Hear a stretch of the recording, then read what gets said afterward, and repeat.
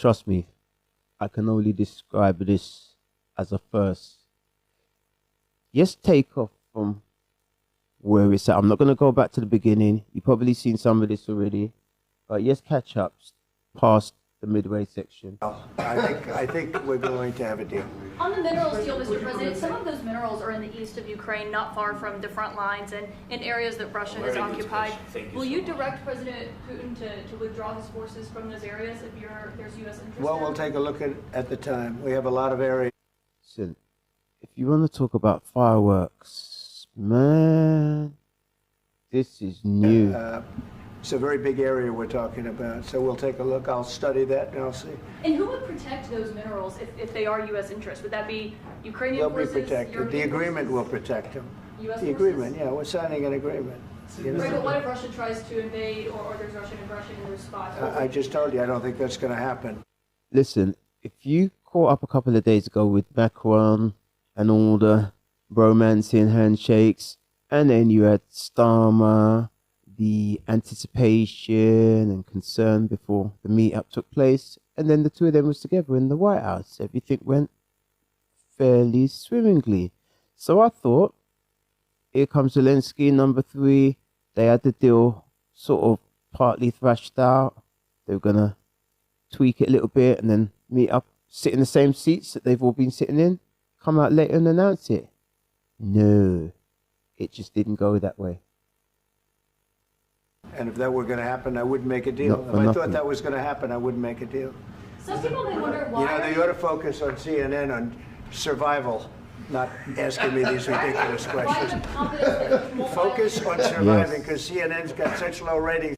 See, that's what I like about Trump. In his first term, he would stand for it, all this disrespect and crazy questions and what's not. He ain't putting up with that now. Nobody. I don't think they're going to survive. Let's go. Please go. I already mentioned Poland. Poland was under Russian control for decades after the Second World War. When I was a kid, I looked at the United States not only as a most powerful country, richest country in the world, the country that has great music, great movies, great muscle cars, but also as a force for good. You like the country? And now I'm talking with my friends in Poland, and they are worried that you align yourself too much with Putin. What's your message for? Look, he's the president of the United States. He can align himself too much with whoever he wants to align himself with. That's his business. Yeah. Well, if I didn't align myself with both of them, you'd never have a deal. You want me to say really terrible things about Putin and then say, "Hi, Vladimir, how are we doing on the deal?" That doesn't work that way. I'm not aligned. It's one thing I like about Trump. He's a straight shooter. The second term, Trump 2.0, telling it as straight as it can be told.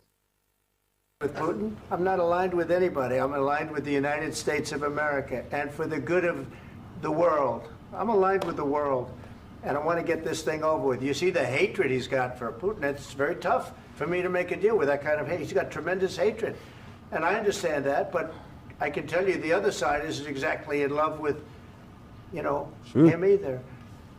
So it's not a question of alignment. I'm aligned with the world. I want to get the thing set. I'm aligned with Europe. Reach. I want to see if we can get this thing done. You want me to be tough? I could be tougher than any human being you've ever seen. I'd be so tough. But you're never going to get a deal that way. So that's the way it goes. All right, one more question. Hey, I want to respond to this. So look, for 4 years in the United States of America, we had a president who stood up at press conferences and talked tough about Vladimir Putin, and then Putin invaded Ukraine and destroyed a significant chunk of the country. The path to peace and the path to prosperity is maybe engaging in diplomacy. We tried the pathway of Joe Biden of thumping our chest and pretending that the President of the United States' words mattered more than the President of the United States' actions. What makes America a good country is America engaging in diplomacy. That's what President Trump is doing. Can I ask? Yeah. Sure. Yeah? Yeah. Okay.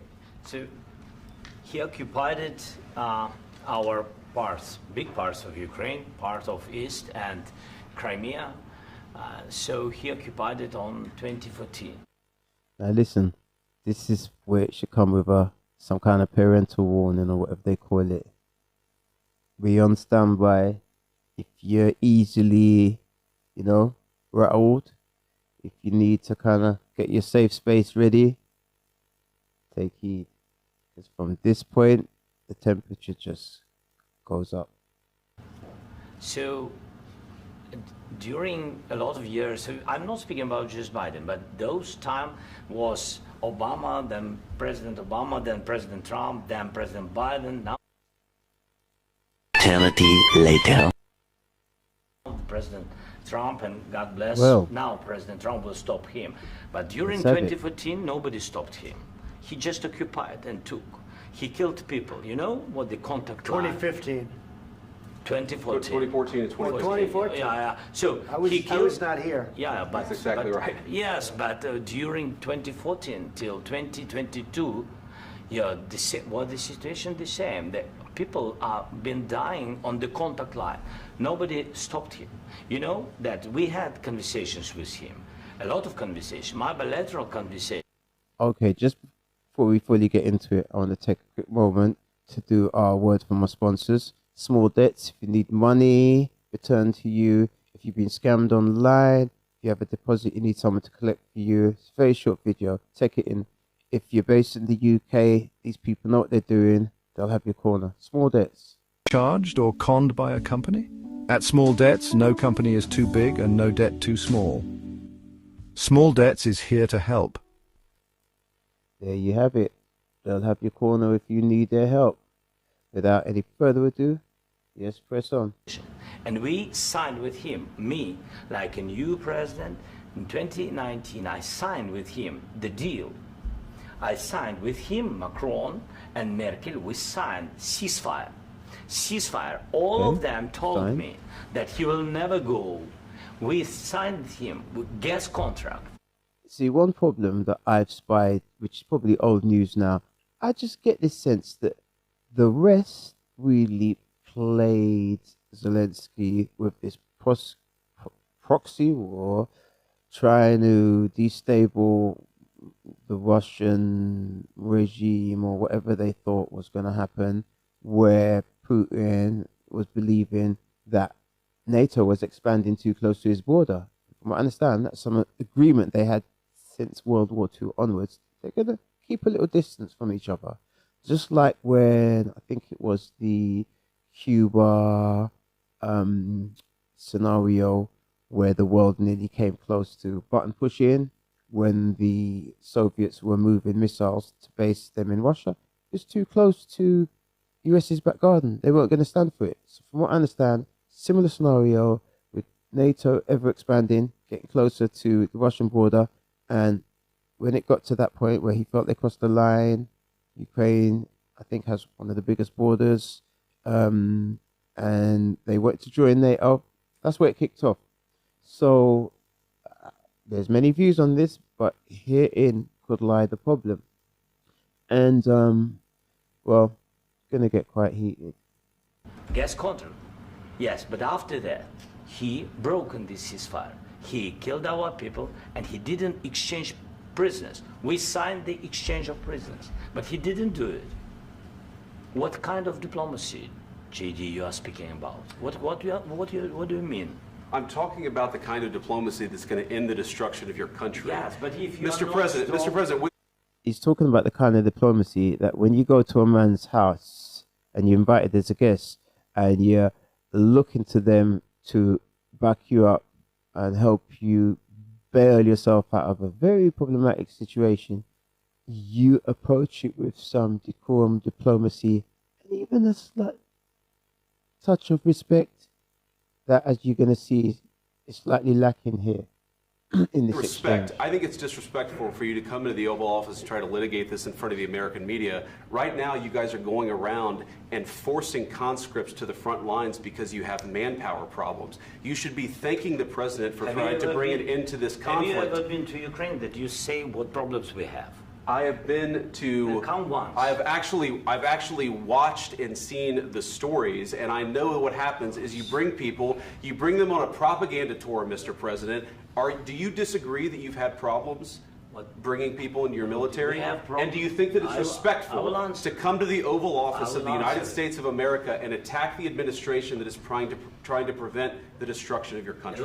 A lot of questions. Let's start from the beginning. Sure. First of all, during the war, everybody has problems. Even you, but you have nice ocean and don't feel now, but you will feel it in the future. God bless. You don't know that. God bless. God bless. You will not have a war. Don't tell us what we're going to feel. We're trying to solve a problem. Don't tell us what we're That was a mistake. going to feel. I'm not telling you. Because I'm you're in no answering on position this to question. dictate that. That's Remember exactly what this. you're doing. You're in no position to dictate what we're going to feel. We're going to feel very You will good. feel influence. We're going to feel very I'm good and telling very you, strong. You will feel influence. You're right now not in a very good position. You've allowed From the yourself very- to be in a from very the bad very position, beginning and he of the happens war. to be right about From it. the very beginning of the war. You're not Mr. in a good Brown. position. You're in a casino. You got one chip left in your hand. Yeah. Your opponents have got plates, pallets, sacks full of chips, and you dangling your one chip and calling shots. Nah. Position. I You don't was, have the cards right now. With us, you start having not cards. playing But cards. right now, you I'm don't. very You're playing serious, cards. Mr. President. You're I'm playing very cards. serious. You're I'm gambling the with the president lives in of war. millions of people. You think You're you- gambling with World War III. what you're You're speaking gambling about? with What are you World speaking War about? III. See, Zelensky's a young blood in relation to, say, someone like Trump. I'll be raised, respect your elders, like it or not. Babies advances similar age group and what's not. The sad thing is, I think he's been gassed up for many, many years. He's had this red carpet rolled out, likened to the British guy Churchill. And sadly, I do believe he's began to believe the hype. Now, regimes change, different administration. Trump wants to represent the people who elected him, the mandate he was given, and he's aware that he's spending the taxpayers' money, as well as the fact that he doesn't want people to carry on being unalived in this war. And Zelensky just ain't going to be walking out with a blank check and ordering people around in their own house. Ain't going to work like that. Excuse me. And what you're doing is very disrespectful to the country, this country, that's with back all to you. respect to you. Far would know more that. than a lot of people said We're they respect. should have. Have you said thank you once? This A lot entire of meeting? times. No, in this Even entire meeting, today. have you said thank Even you? today. You went to Pennsylvania and campaigned for the opposition in October. Offer some words of appreciation for the United States of you're America speaking about? and the president who's trying to save your country. Please, you think that if you will speak very loudly about the war, you He's can... not speaking loudly. He's not Yeah. speaking loudly. Your country's Can I- in big can I- trouble. can I Wait a answer? minute. No, Can you've I done a lot answer? of talking. Your country is in big trouble. I know. You're not I winning. know. You're not winning this. At this point, it starts to go off the rails. I've never witnessed anything like this for the life of me in the White House with all that history. I'm not a very sentimental type person, but I can see why he's rubbing them the wrong way. You have a damn good chance of we are coming out staying, okay because of Mr. us. President, we are staying in our country, staying strong from the very beginning of the war. We've been alone, and we are thankful. Alone? I said thanks You haven't in been this alone. cabinet, You and haven't not been only alone. in this We cabinet. gave you, through I this said thank stupid you. president, $350 billion. You voted we gave for you your military president. equipment. You and you voted men for are your Loves brave, off. but they had to use At our this point- military. What about If you didn't have You our invited military me. equipment, Trump ain't If ramping if you no didn't more. have our military equipment, this war would have been over in 2 weeks. In 3 okay? days, I heard it from Putin. In 3 days, this is Oh. something Maybe new. less. In 2 weeks, of course, yes. It's going to be a very hard thing to do business. At this juncture, you want to just quieten down, calm down, and just listen to your host. Like this. I Again, tell you. just say thank you. I said a lot of accept times that there, thank you accept to that- American people. Accept that there are disagreements, and let's go litigate those disagreements rather than Who does he think these guys are representing, if not the American people?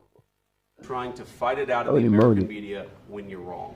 We know that you're wrong. But you see, I think it's good for the American people to see what's going on. I understand, sir. I think it's very important. That's why I kept this going so long. This You have new to be way thankful. of presenting. You don't have the I'm cards. thankful. You're buried there. Your people are dying. tell you You're again, running I low know. on soldiers. Don't- Listen, don't please, you're running Mr. low on President. soldiers. It would be a damn good thing. Mr. And then President. then you tell us, I don't want a ceasefire. I don't want a ceasefire. I want to go and I want this. Look, if you could get a ceasefire right now, I tell you, you take it so the bullets stop flying and your men stop getting killed. Of course, we want to stop the war. But you're I saying said- you don't want a ceasefire. But I said to you, I want a ceasefire. with guarantees. Because you'll get a ceasefire faster than an agreement. Ask our people about Zelensky's ceasefire, time. what they think. Chill. That wasn't doesn't with matter me. for you what- That what wasn't is- with me. It That was wasn't with with a you. guy named Biden, who was not a smart person. This That is was your, with, this that was is with your Obama. president. It was your president. Excuse me. That was with Obama, who gave you sheets, and I gave you javelins. Yes. I gave you the javelins to take out all those tanks. Sorry, folks. Obama I gave just you couldn't resist sheets. that. In fact, the statement is The Obama heat gave in the sheets room. and Trump gave javelins. You got to be De- more deflect thankful. some of it. Because let me tell you, you don't have the cards. With us, don't. you have the cards. But without us, you don't have any cards. One more question to Mr. Vice President. I'm sorry. It's going to be a tough deal to make. Here we go. This is where some of the media starts to harken back to 2016 Trump with the disrespectful questions that I don't think he's having it right about now, 2025. Because the attitudes have to change. Exactly. What if Russia breaks ceasefire? What if Russia breaks peace talks? What do we do then? I understand that it's a heated conversation right now. What are you but saying? what She's if asking, what if Russia breaks the ceasefire? What if anything? What if a bomb drops on your head right now? Okay? Oh. What if they broke it? I don't know. They broke it with Biden. He is because real. Biden, they didn't respect him. They didn't respect Obama. True. They respect me. Let me tell you, Putin went through a hell of a lot with me. He went through a phony witch hunt where they used him. And this is the thing. They went through an elongated period with people trying to destroy them. And when you go through something like that with somebody else, even if you're poles apart, you relate and you're bonded to that experience. And I'll tell you one other thing. This election that's just gone that Trump won, Biden, I do believe, if he lost, if it was him against Trump, okay, early retirement, he's off to the beach. Trump was literally fighting for his life. The stakes were not comparable with what the other side were probably thinking they were going to claim if they had won. So Trump, he had everything on the table. It's just a different kind of representation of somebody's humanity. Him and Russia. You ever hear of that deal? That was a phony Hunter Biden, Joe Biden scam. Hillary Clinton, Shifty Adam Schiff. It was a Democrat scam. And he had to go through that. And he did go through it. We didn't end up in a war. And he went through it. He was accused of all that stuff. He had nothing to do with it. It came out of Hunter Biden's bathroom. It came out of Hunter Biden's bedroom. Oh, it was yes. disgusting. And then they said, oh, the laptop from hell was made by Russia. The 51 agents. The whole thing was a scam. And he had to put up Was that not election interference or election interference? with that. He was being accused of all that stuff. All I can say is this. He might have broken deals with Obama and Bush, and he might have broken them with Biden. He did, maybe. Maybe he didn't. I don't know what happened. But he didn't break them with me. He wants to make a deal. I don't know if you can make a deal. The problem is, I've empowered you to be a tough guy. And I don't think you'd be a tough guy without the United States. And your people are very brave. But you're either going to make a deal or we're out. And if we're out, you'll fight it out.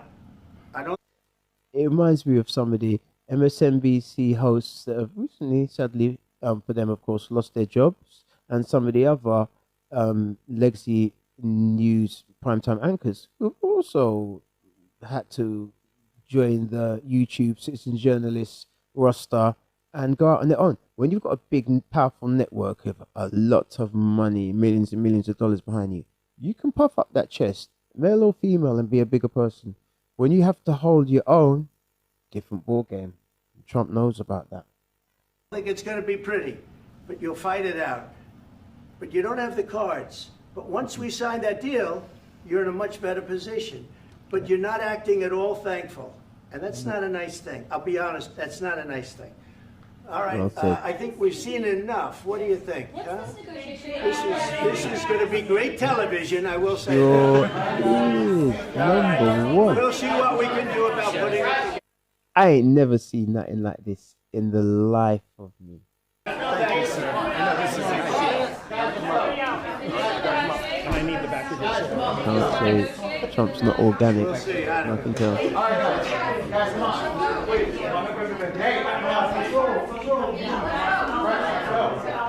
Guys, come on, let's move, please.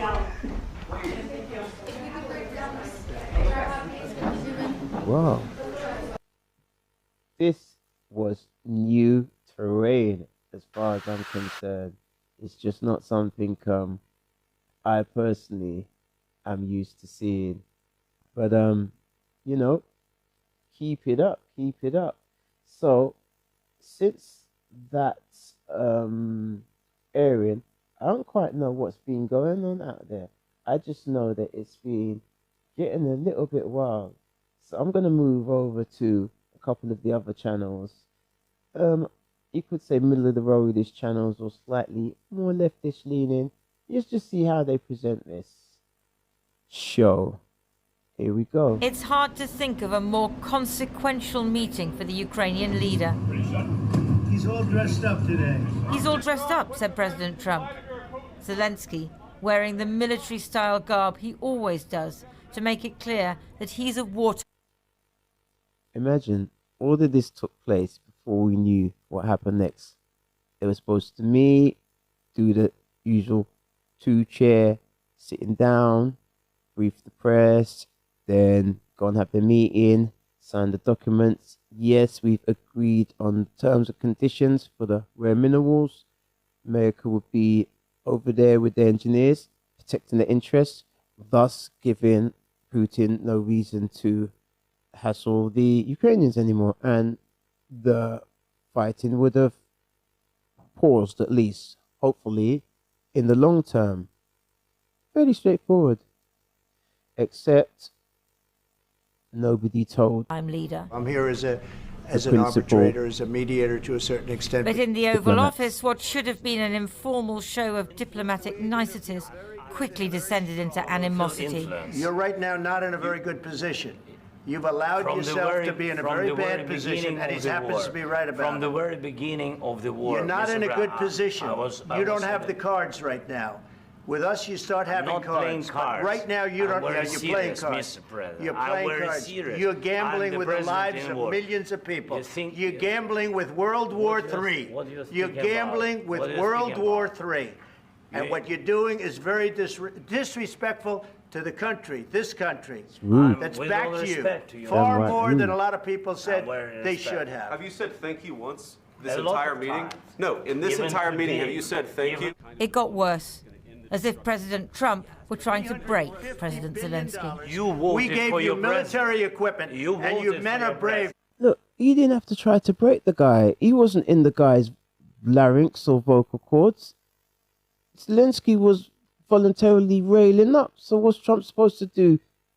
Cower behind J.D. Vance or whatever? He's in his house. The other dude's the guest, and he's beating his chest. No, but they had to use our military.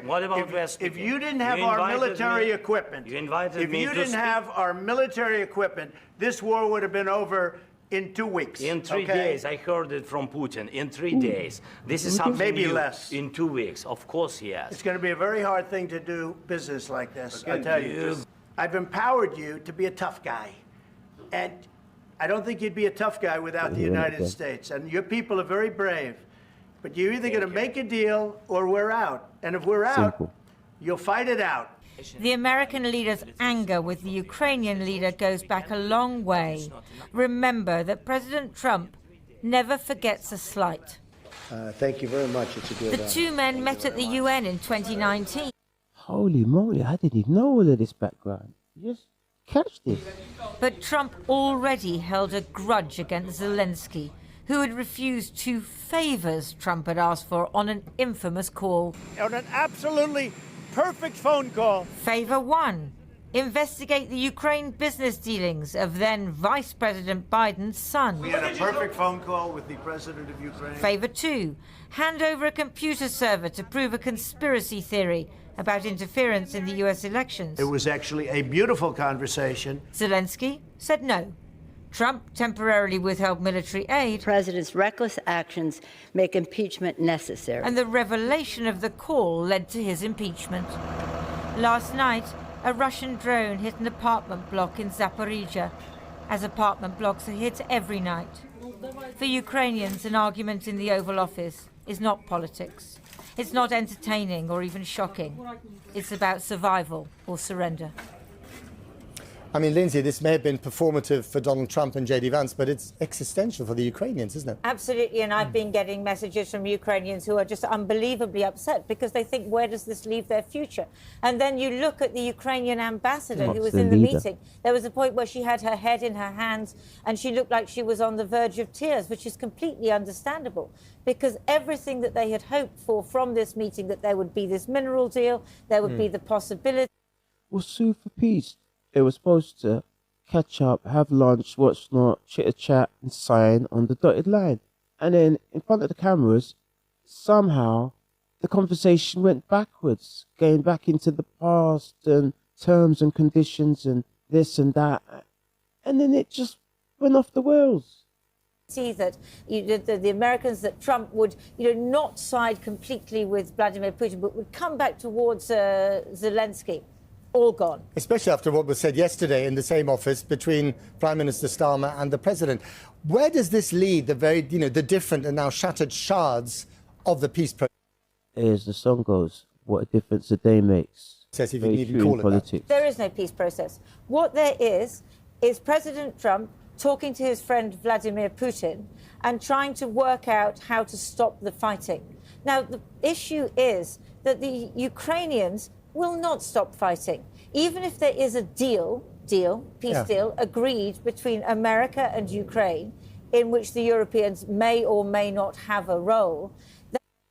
Hey, if someone's coming in as a mediator and first time in 3 years, bringing the sides together or bringing an idea into the frame to try and stop the fighting, and one side or the other wants to carry on fighting, keep the ball going, what more can you do?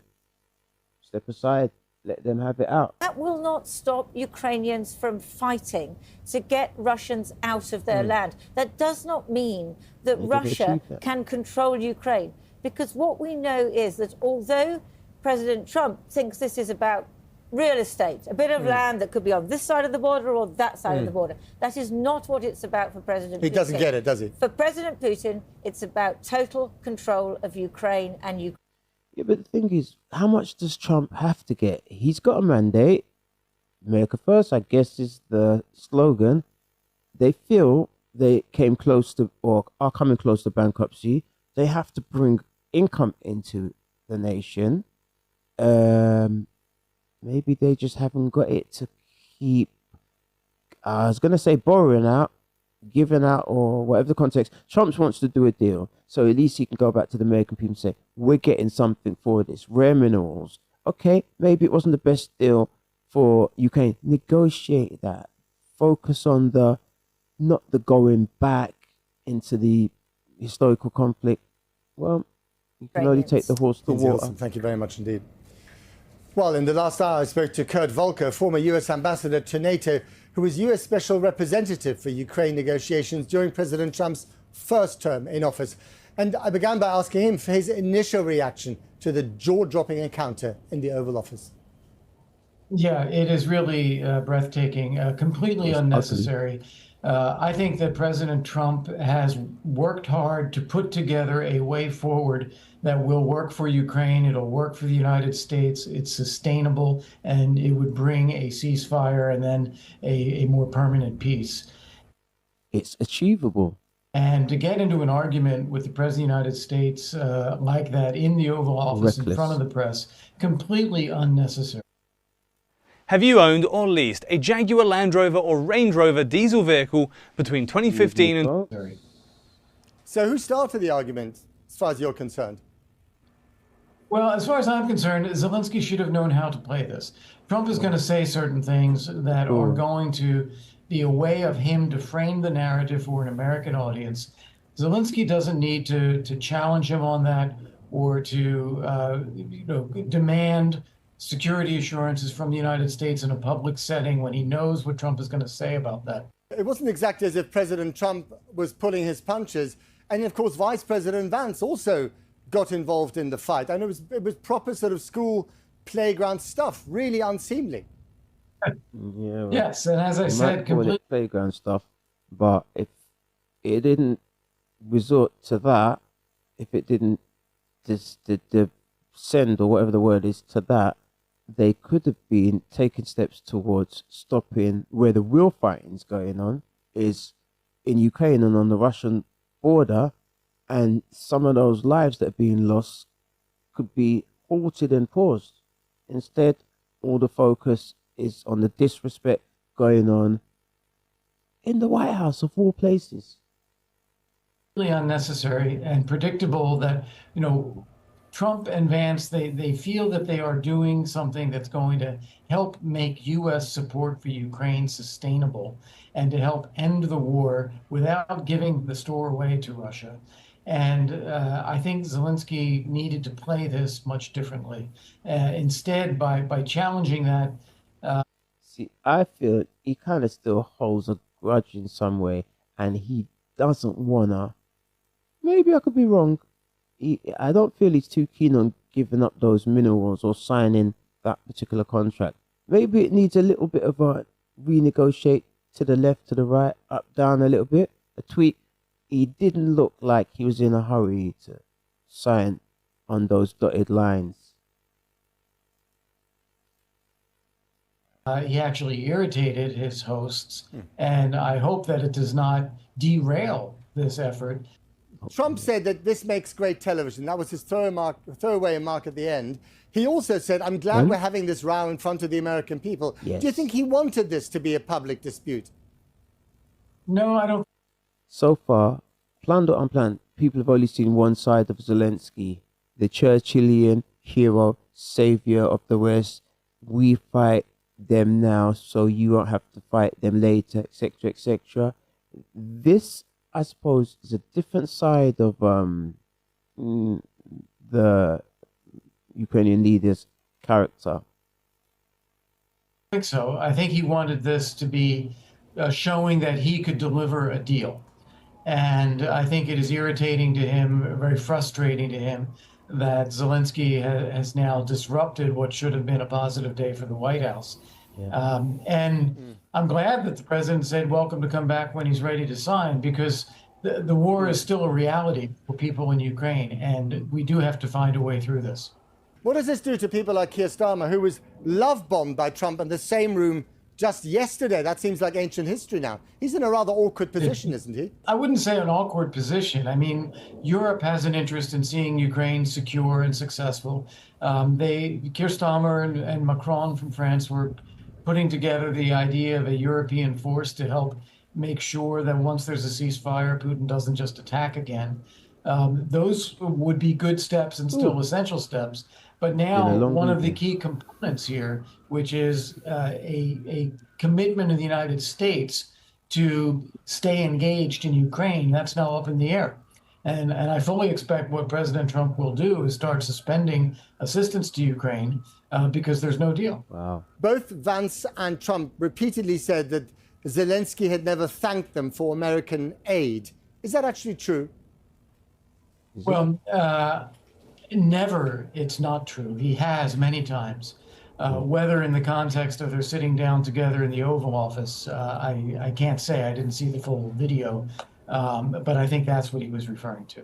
Kurt Volker, thank you very much indeed. Pleasure. Thank you. So how is all this going down in Ukraine itself? Joining me now from Kyiv is Ukrainian MP Inna Sovsun. Inna Sovsun, it's been a very difficult day for Ukraine. What's your reaction to what you heard and saw in the Oval Office on your television screen? Well, I think it wouldn't be too much to say that we are all, of course, in shock with everything that we have seen. We knew that the conversation would not be. Look, I ain't even in Ukraine, I ain't in the United States, and I was shocked. Easy, but we definitely didn't expect it to be so charged and so difficult, and frankly speaking, at some points, very offensive towards the Ukrainian president. I do not think that he deserved this. I do not think that the accusations made against him and against us as a country were fair, and I think that. So, Zelensky's the victim in this one. From her perspective,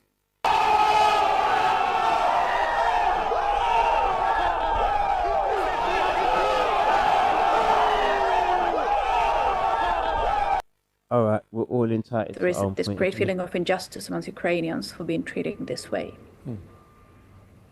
I mean, President Trump has just posted on his social media platform that it was President Zelensky who was disrespectful and didn't thank America enough for America's help for Ukraine. What's your response to that accusation? Well, look, we are extremely grateful to the Americans for all the aid that they provided. They have indeed been very helpful over the course of the last 3 years, and we're grateful for that. But now we're being this gratefulness doesn't extend to us accepting the agreement, which guarantees nothing to us.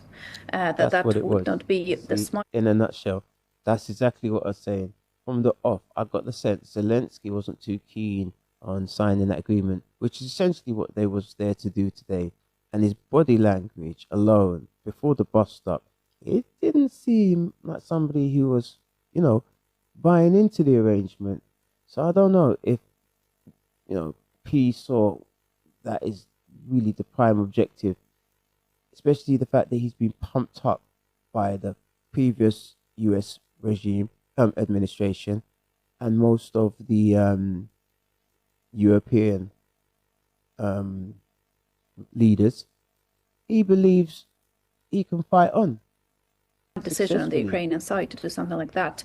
So I think that this is the reality here. We have been the victim of the attack, and yet we are being talked down to, and we are not seeing Trump talk in the same manner to the Russians, who are actually the real aggressor over here. Attention car owners, there's a free tool right here that could get you thousands of pounds in compensation. Do you see any way back from this row at all? Well, we have to try, because after all, despite all the emotions of this day, which are still ongoing and still in development, I do think we have to keep our heads calm, cool, and realize that after all, we are part of the same Western civilization. We all share the same values. We all respect liberal values, democracy, everything that Putin hates. So after all, the liberal values, we all see. In there lies the root of some of the problem, and that worked well with the previous American administration, because obviously it was the Democrats. I just think, MAGA, Trump, conservatives, Republican, it's a different group of people in the White House right now, and I think maybe the Europe side of this argument is not really moving along at the pace of the actual change. At the end of the day, this is what unites us. So we have to keep on talking, but also critically important how the Europeans will react right now. And I think that is the critical element in this day altogether. What a day. And of course, there was a meeting in London on Sunday hosted by Prime Minister Starmer.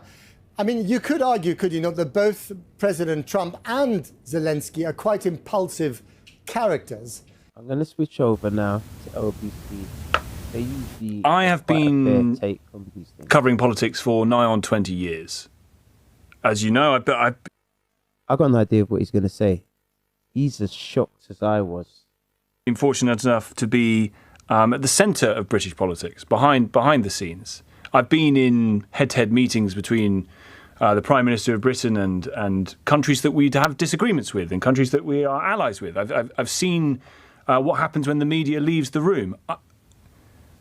I have never in my life heard anything like this, remotely close to what we have just witnessed. We have just witnessed history.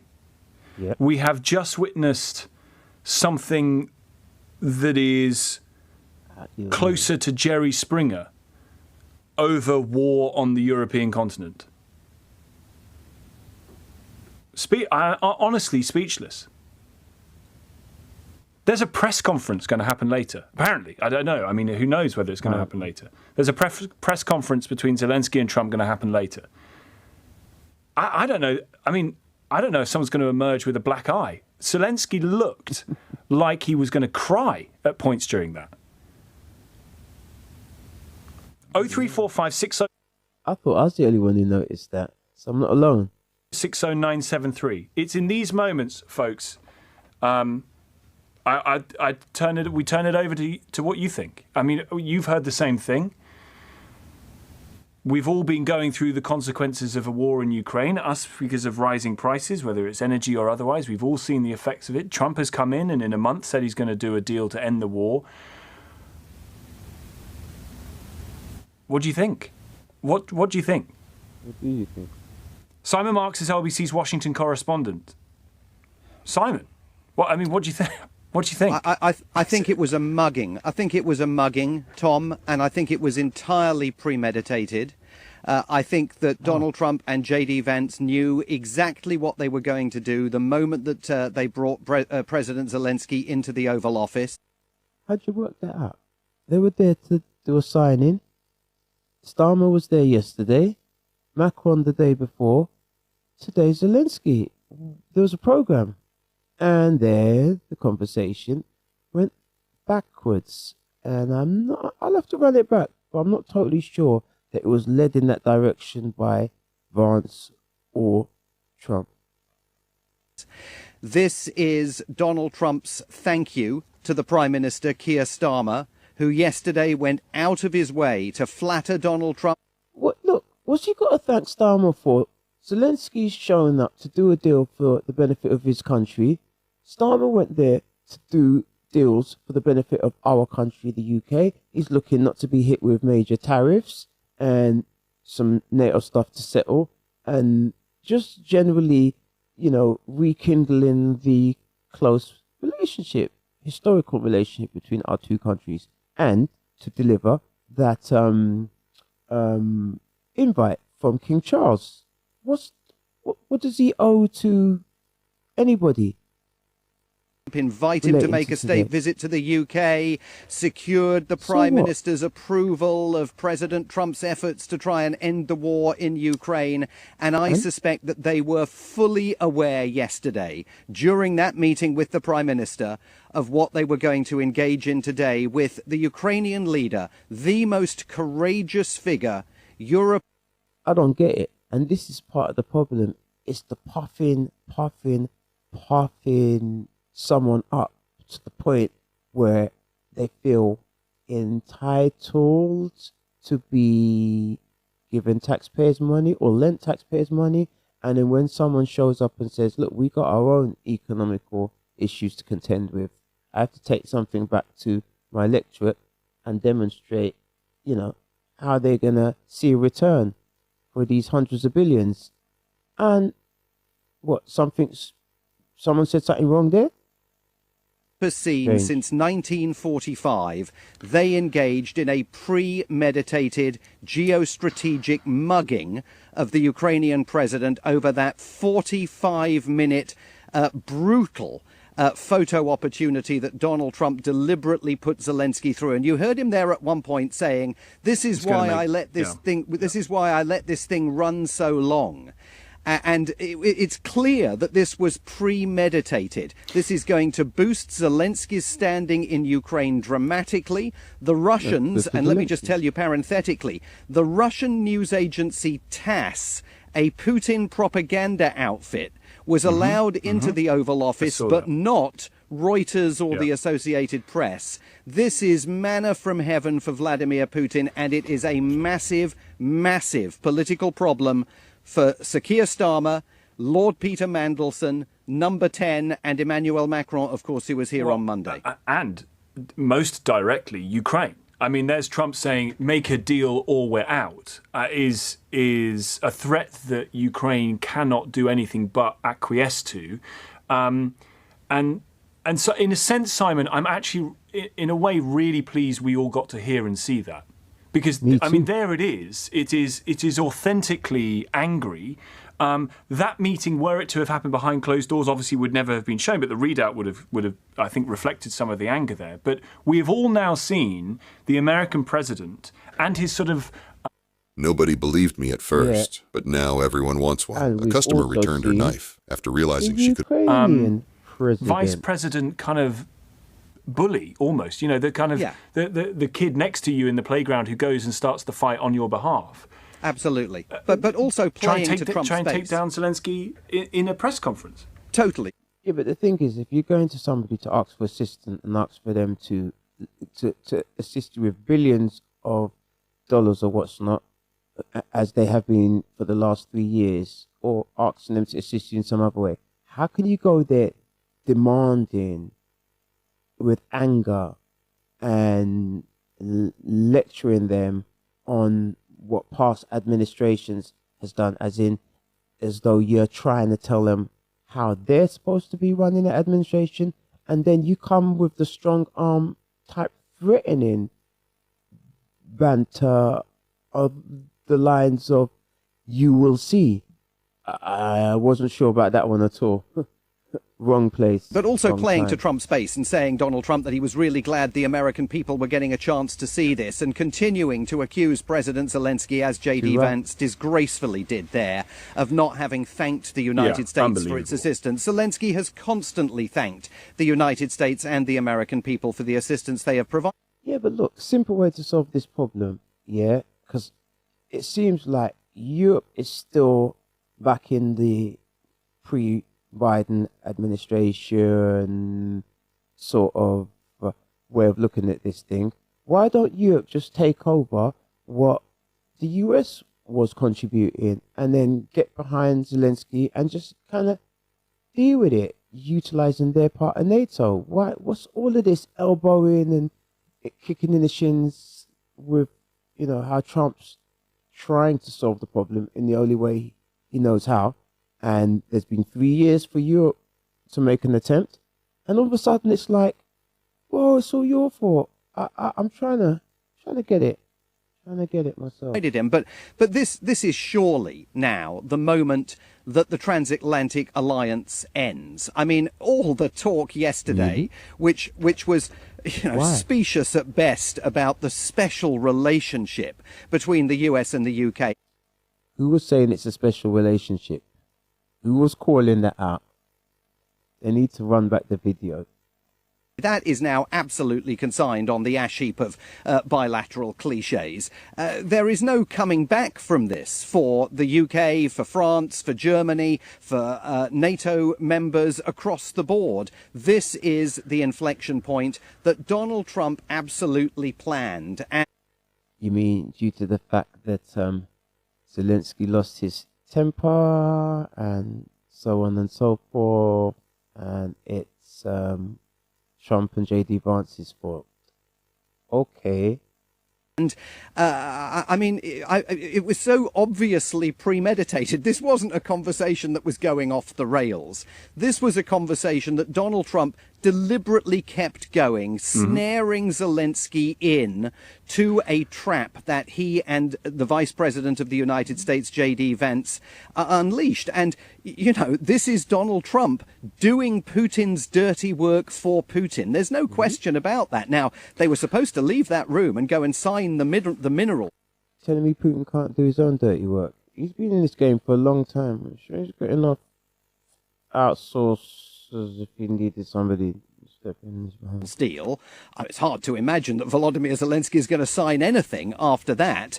Then they're supposed to have lunch together, can you imagine? And then a joint press conference. I mean, if you're Volodymyr Zelensky, presumably the most sensible course now is just to leave the building. But I don't know he can sign. I can't imagine what's going to happen next. What is the president of Ukraine meant to do? So is that a good leader, yeah? You're there to represent your people. You want to leave with more than what you arrived with for your people. Meaning, sometimes if you're in that scenario, you may have to put them above your own feelings or desires. So if he's supposed to leave the building, okay, if he's told to leave, yeah, that's the best thing to do, exit. You can't demand to stay in somebody's house. Otherwise, he should roll with the punches and see if they can conclude in an amicable way. That's what I recommend. The President of the United States is... Irrelevant layperson, that is. If you don't sign this deal, militarily, we're out and you're on your own. The Europeans... We can't make enough bullets to go and help the Ukrainians. We need the Americans too to give us the cover that we are helping Ukraine. See, this is the strange thing. Europe, and they're fully entitled to have a loud, large voice and a big say in all of this, because it's taking place on European soil. Though the level of criticism that cannot be backed up with an alternative resource to offer to Ukraine, I just think that from a logical perspective would be tempered if you know you need the assistance of the other body or organization or ally, whatever you want to call it. Then, poking them and, shoveling all the blame for everything that goes wrong onto their chest, I don't think is a good maneuver. In pushing back Russian troops. If the American president says, if he follows through on it, Zelensky has no option. He's being bullied into sign a deal, and he's being bullied in front of the cameras. Yeah, but that is why Zelensky is now going to need massive amounts of geopolitical European assistance, and it's going to require European leaders to start drawing a line in the sand here for the United States and the American government, rather than, as we saw Macron do on Monday and the Prime Minister do yesterday, coming here and thinking that you can flatter your way towards some kind of an agreement on security guarantees in Ukraine. Now, I think it's possible that eventually... Who told them to take that stance anyway, in the first place? That was personal choice. That deal on rare earths minerals gets signed. I'm just wondering whether Zelensky, after that pasting that he took there, and every effort that he made politely to try and steer the conversation back to some semblance of normal, was absolutely torpedoed.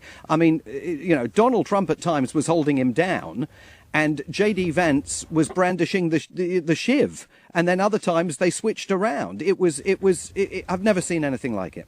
Simon, really appreciate it. As always, thank you for being there for us. Simon Marks, LBC's Washington correspondent. Folks, there is more to come.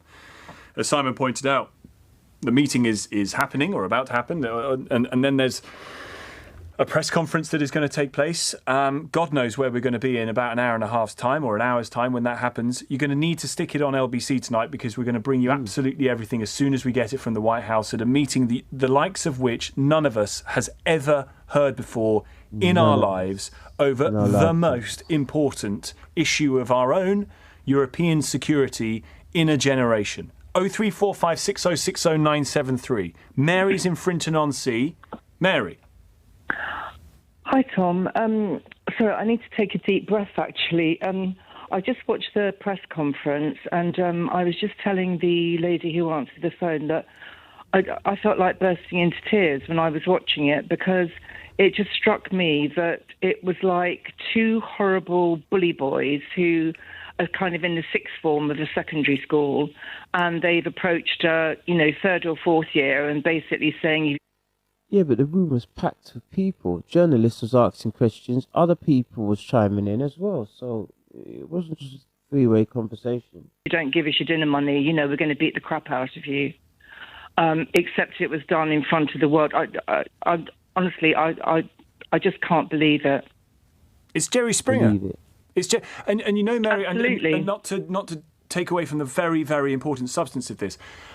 For years and years and years, I've had the privilege of being able to sit here and relay some of what I saw of Trump as president behind the scenes and the influence of wrestling, WrestleMania, WWE, Andre. This was wrestling. This is WrestleMania in politics on the television about war and peace. Absolutely. It sort of reached its zenith tonight. It was the most awful example of just gutter, horrible politics, and like you say, and like you're American. What you mean, like real politics? You know, I'd like to hang out for a bit longer and see what's gonna come through when they do the second part. If they actually, well, I'm sure they're gonna televise what comes next. Well, as a matter of fact, before we check out, see what our friend over there, Greg Foreman at the Black Conservative Perspective, what his take is on today's, well, how do you describe it? Radically different from the usual press briefing. What his take is. Eternity later. Me?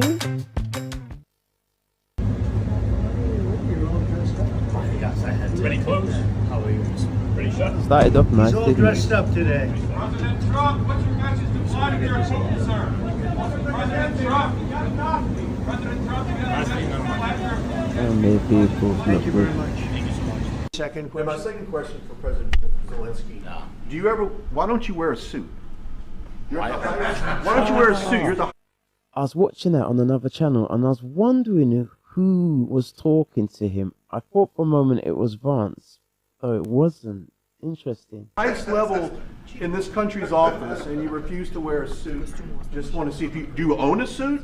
Yeah, you have problems. A lot of Americans have problems with you not Really? respecting. I don't the have dignity of this such. office. I will wear costume after this war will finish. Okay. Yes, maybe one. Maybe something maybe like this? something like Yes, yours. sir. Yes. That'd be great. Maybe something better. I don't know. We will see. Maybe something cheaper than yeah. I do like your clothing, though. Yeah, really? Even though I think he's a great guy, by the way. But I don't know if you two like each other, but you know what? I think he's dressed. I think he's dressed. I like this guy. I don't know. I think he's dressed beautiful. So, A few moments later. Heinrich has some new information for us. Jackie. Yeah, I just went up to the press area to get an understanding of what we're watching. This is what I was told. The president has kicked Zelensky out of the White House. His delegation right now is telling him that he's got to go home. The president felt disrespected. Officials in the room felt that beyond the language barrier that we've heard some discussion about, Zelensky's body language, shrugging and eye rolling was ungrateful, disrespectful, and the president feels that Zelensky is not ready for peace, and he can come back when he's ready to talk about peace, but he's not in that position right now, and Zelensky is being told he's got to go. The lunch that they were supposed to have is sitting right outside the hallway, and the press staffers are going to be eating that lunch. Nice for them. This is really pretty incredible. We see the Jackie, SUV, hang on with us one Zelensky's moment. If you SUV. look to your left, you're going to see him. Let's watch. Mr. President, is the deal off? President Zelensky, can you tell us what happened? Rapido.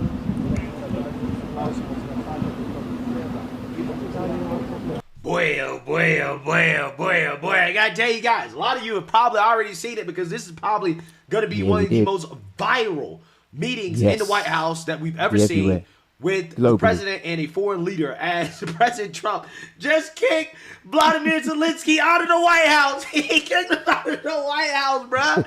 Crazy, absolutely crazy. Again, 2025, the timeline. It's just one more.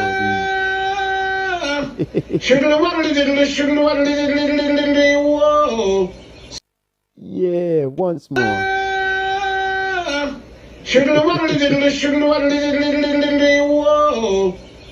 Holy moly. Let's go. One of the most fascinating things we've ever seen. But he got kicked out. Zelensky got kicked out because he walked in there, okay, thinking that he had the biggest penis in the room. And he found out that is, in fact, not the case, okay? But in all seriousness, though, the reason why Zelensky got kicked out is because Zelensky doesn't want peace, right? He does not want to participate in good faith with the current peace negotiations that are happening between the United States and Russia on behalf of Ukraine, okay? Because, you know, I mean, for whatever reason, Zelensky believes that Russia is going to have to give back the territories that they basically annexed, including Crimea, okay? That ain't gonna happen. And on top of that, they're going to have to be cool with Ukraine becoming a part of NATO, which is a national security threat to Russia, something that Putin is never going to accept. So President Trump is saying, listen, we have to have a reasonable solution, right? A compromise that works for everybody. Okay, realistically, Russia is not giving back the territory that they have annexed at this point, right? They're not going to give it back.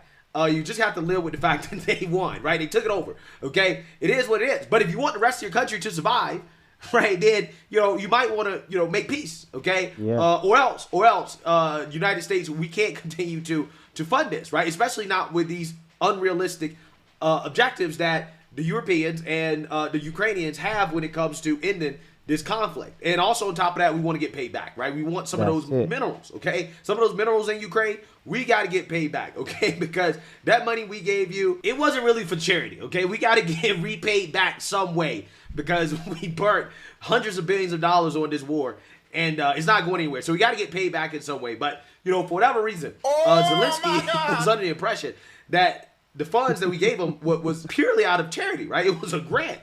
Знаю. І друга ситуація, якщо чесно, навіть 100 мільярдів я не готовий фіксувати. Поясню чому. Поясню чому. Тому що ми не маємо визнавати гранти як борги. Подобається це чи не подобається? Я домовлявся з Байденом і домовлявся з Конгресом Сполучених Штатів Америки. Я вдячен Конгресу. Це була присутність двох партій і підтримка. Yeah, so you can see the smugness of Zelensky, the entitlement that's on full display here, right? This guy really believes that the United States, we have to support Ukraine no matter what, and he's learning the hard way that's not the case. So they were supposed to be discussing the mineral deal and potential peace talks at this White House meeting, and yeah, this went all the way off the rails. So without further ado, let's get into it. Are you a council or housing association tenant? The situation the same. That people are been dying on the contact line. Nobody stopped him. You know that we had conversations with him, a lot of conversation, my bilateral conversation, and we signed with him. Me, like a new president in 2019, I signed with him the deal.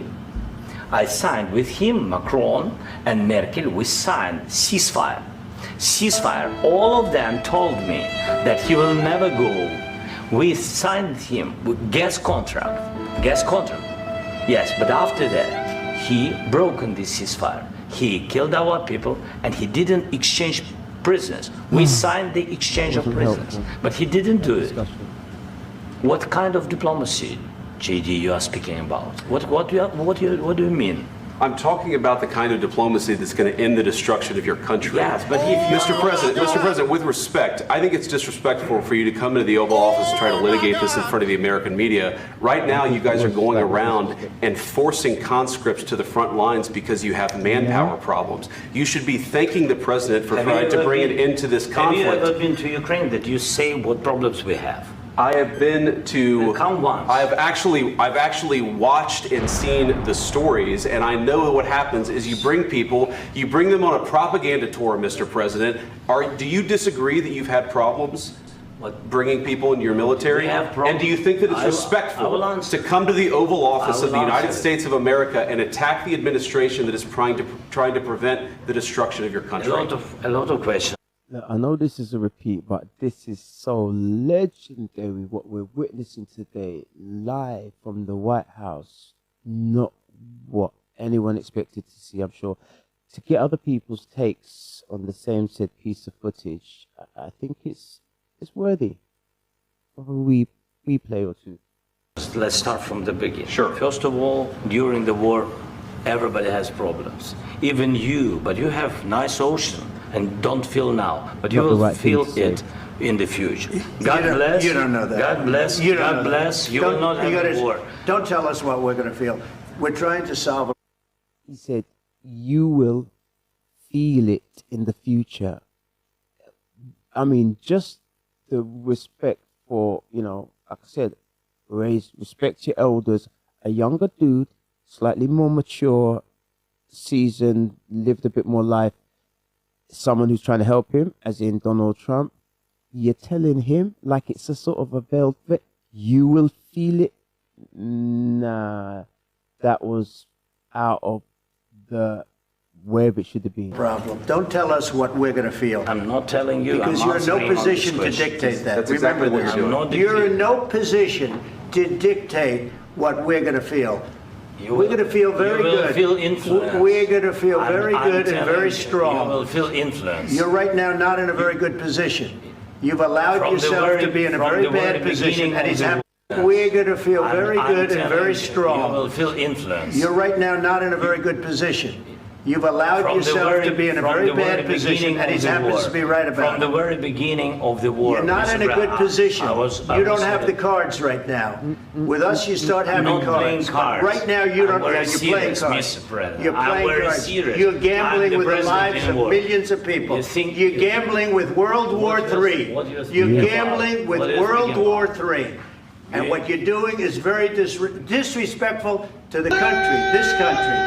That's back to you far more than a lot of people said they should have. Have you said thank you once? Wow. Very disrespectful. Wow. I love this so much.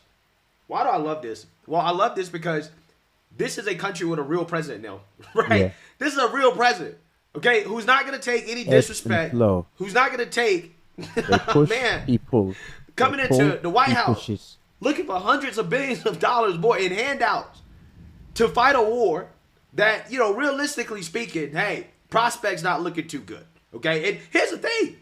If Zelensky wants to continue to fight that war, hey, it is what it is, right? Thoughts and prayers. But he don't have to do it with our tax dollars, right? If you believe that you can take back the land, okay, you could drive the Russians out, okay, then go ahead and do that, right? Go do that, okay? But again, you don't have to get our tax dollars. You can just do it with somebody else's tax dollars, right? I'm just saying. I mean, so, you know, he doesn't have to come to peace. But if you're going to ask for us to help you, then do it in a respectful manner, at least.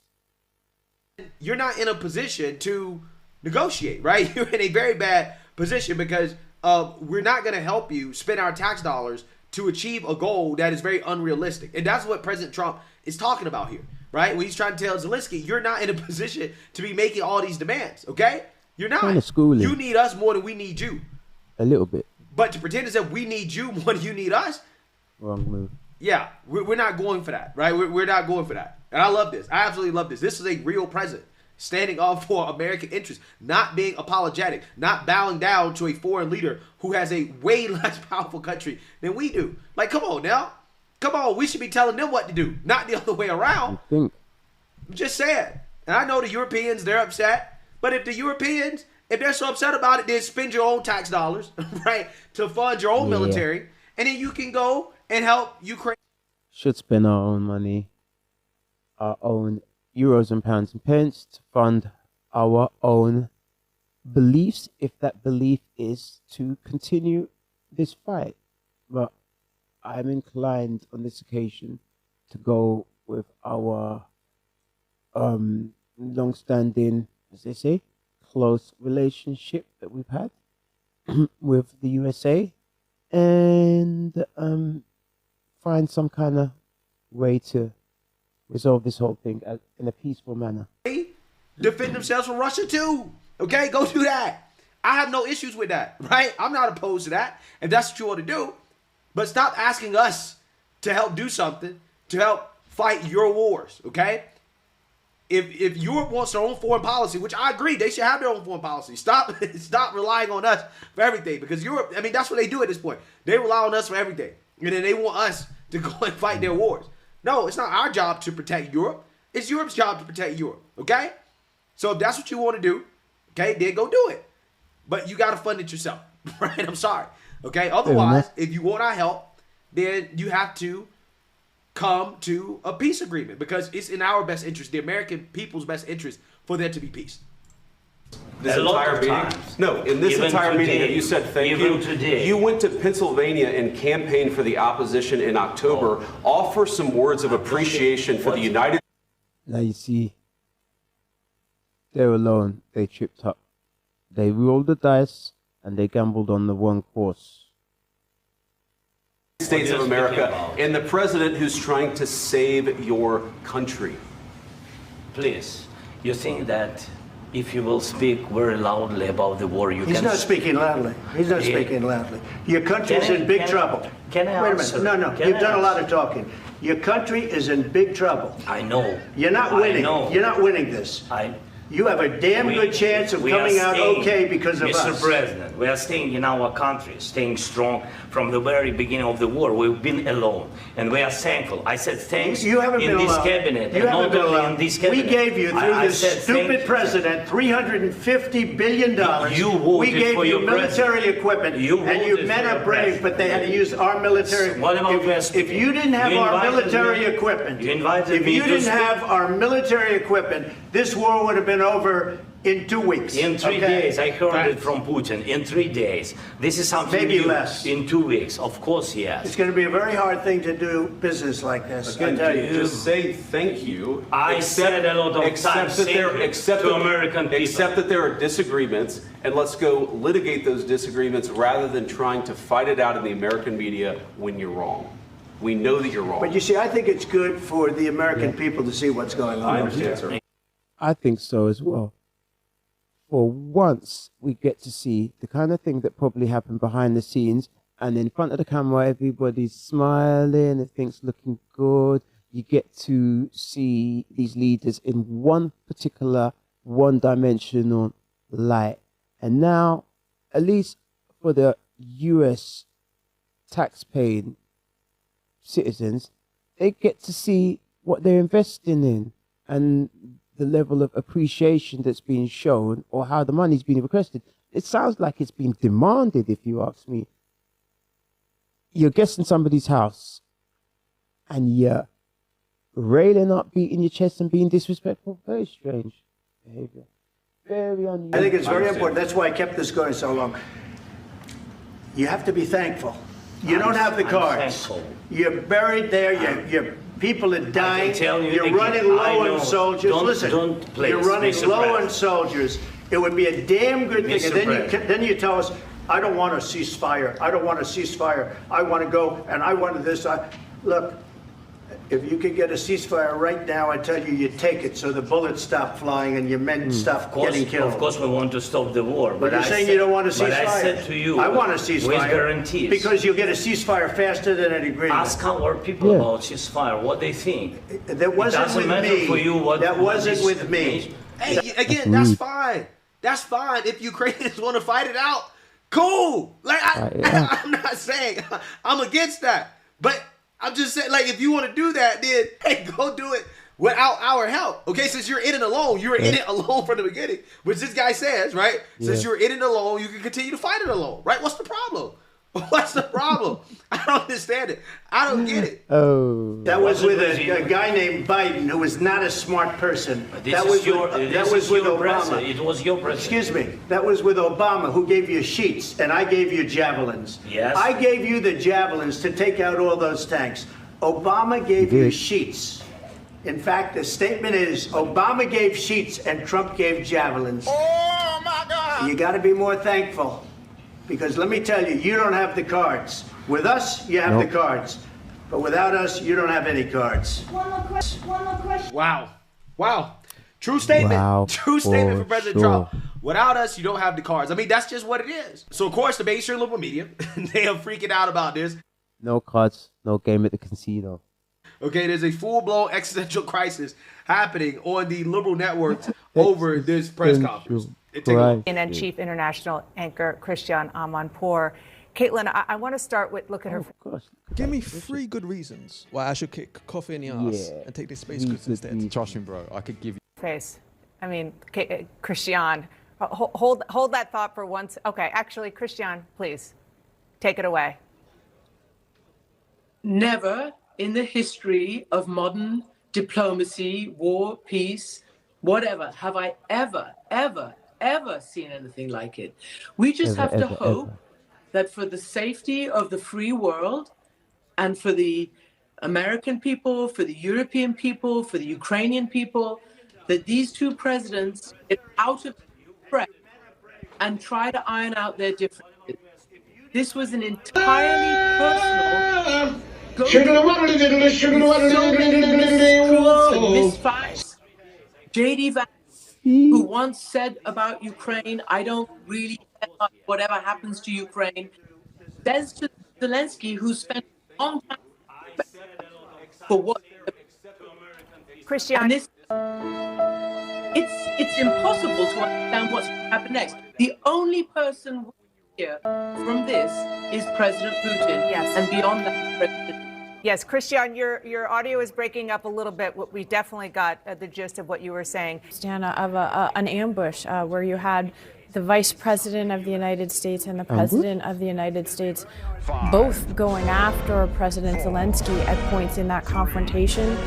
In many ways, it seemed as though Vladimir Putin's work was being done for him. And I just think the big picture here is to understand the shock and horror of Ukraine to see the country that was its biggest ally and supporter in the space of weeks essentially change the foreign policy of the United States and of the West. And you had Trump and Vance amplifying Russian lies about the invasion. You had Donald Trump in that confrontation saying that, he trusts.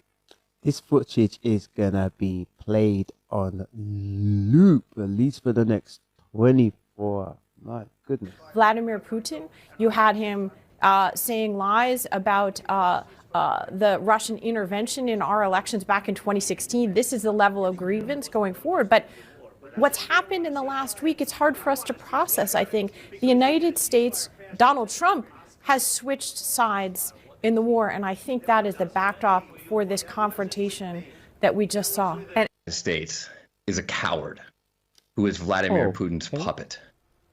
And the Vice President of the United States is a pogue and a coward who is Donald Trump's puppet. What's a pogue? And so what we just witnessed was a meeting in the Oval Office between two cowardly puppets and a hero. And whether you voted for these puppets or not, just as an American, as a fellow American, it's just embarrassing that the only hero in the Oval Office, the only decent human being for that matter, is the Ukrainian. I mean, this administration is going to go down as an embarrassment to American history. Congressman, if they could make a statement like that about this current administration, how the F would they describe the last outgoing administration that they had for 4 years, while this war continued and started and continued for 3 of those said 4 years? Explain that. I wonder if you think that President Zelensky could have handled it differently, the way that some of his European counterparts and Emmanuel Macron and Keir Starmer did, and perhaps been more deferential to Trump and Vance. Deferential to what? Deferential to a president who allowed a deal in his first term to crumble because Putin just violated it? Deferential to a vice president who didn't even bother to visit Ukraine? I hardly know anyone in Congress who has any view on national security who hasn't been to Ukraine. The administration's been in for, what, is it even a month yet? The last one had 4 years. The war's been running for 3 of those 4 years. What do they expect? Ukraine during this war. Deferential to a draft dodger who's our commander-in-chief? Zelensky doesn't deserve to be deferential to anyone in that Oval Office. Yeah. So according to Democrats, name calling, the foreign leader of a weaker country that we have zero allegiance to whatsoever, okay? They're not a part of NATO, right? We're not allies with Ukraine, okay? he is not supposed to be deferential to the more powerful country that he is begging for billions of dollars from. Right? He's not supposed to be deferential. He's not supposed. Listen, you can't even go to your bank manager and be asking for a few quid and not be slightly deferential. Where are these people schooled? Supposed to be thankful. He's not supposed to capitulate to our demands. Again, this is the Democrat Party, guys. This is the Democrat Party. They care about other countries and their borders and their security more than our country. These people are so treasonous that they will shit on the President of the United States of America before they shit on a welfare queen that pulls up in our country to beg for hundreds of billions of our tax dollars to fight a war that we ain't got shit to do with. Now, the Europeans... Say it again. Hey, might be a different story. But again, that is Europe's problem. I understand. We're a part of NATO, okay? But at some point, we got to ask ourselves, has NATO run its course, right? Yeah. Is this obsolete? Do we need to think a little bit differently about foreign policy, okay? Maybe. In the sense that, I don't know, maybe Europe should pull more of their own weight, especially from a military perspective. If you're so afraid of Russia, then step up. Step up. Like if you want to fight the Russians, then go fight them. But at the end of the day, as Americans, we're worried about our country. We can't keep sending tax dollars into perpetuity to Ukraine. As you should be. To help them fight a war that it looks like, as of right now, they're not going to win.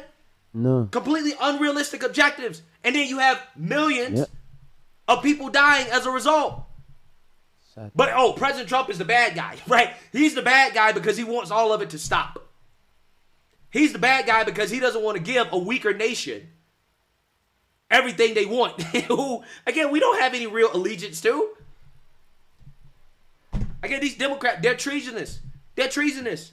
That's where they are at this point. They're rooting against America. They're rooting against us because Trump is president. That's how un-American these people are. So ultimately, at the end of the day, it is what it is. Okay, it is what it is. Zelensky got kicked out. And as I've stated throughout this whole video, if he's really about that life, then, hey, continue to fight it out. But we can't help you, right? We can't help you. Now, if you want our help, then you have to capitulate to our demands, period. We are the more powerful country, okay? You need us. We don't need you. Despite what Democrats say, we don't need Ukraine, okay? Yeah. And until Zelensky...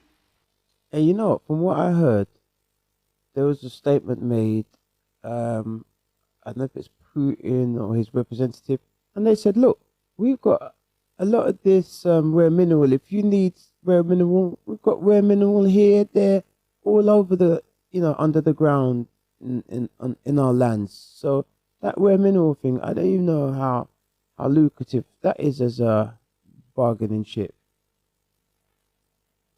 Gets that through his skull that you're not in a position of leverage, right? The Democrats can kiss his ass all they want. See that? This is the product of the Democrats kissing ass. That's what it is. That's what really pisses me off the most about this. Because he wouldn't feel the ability to do this if it wasn't for the neocons and the Democrats kissing this man's ass every chance they get. He would not have the cojones to do this.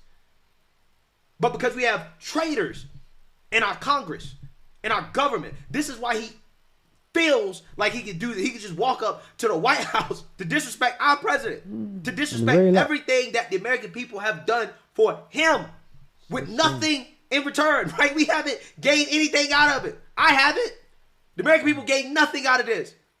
To disrespect us like that is something that should never be acceptable. And any Democrat cheering this on, trying to make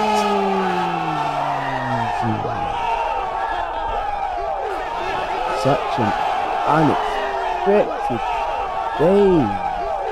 event at the White House.